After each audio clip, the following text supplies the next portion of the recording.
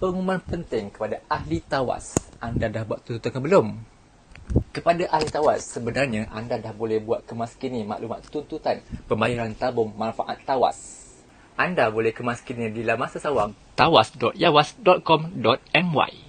Buat permohonan tuntutan di sini, anda boleh masukkan nombor kad pengenalan di atas. Untuk maklumat tuntutan, anda boleh tekan klik papat. Akan keluar statement tabung manfaat tawas dan khairat kematian tawas. Untuk maklumat keterangan pembayaran pula, anda boleh klik di sini.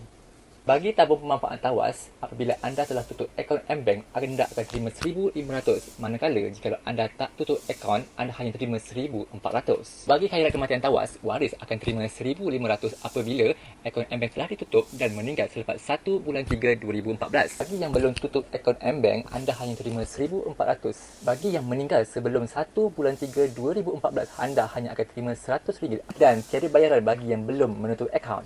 Maklumat ahli iaitu nama ahli, nombor kad pengenalan, nama ibu, nama bapa. Pilih jenis tuntutan. Anda boleh pilih di kolom tersebut iaitu klik seterusnya.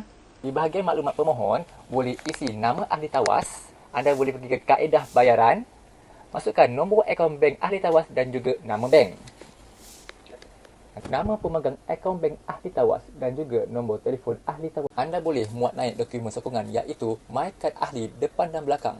Dan jangan lupa swafoto bersama IC anda. Dan langkah yang terakhir, anda harus masukkan salinan penyata bank ahli. Jangan lupa klik hantar tuntutan. Yawas sudah terangkan, jangan lupa kemaskini, like dan follow media sosial kami.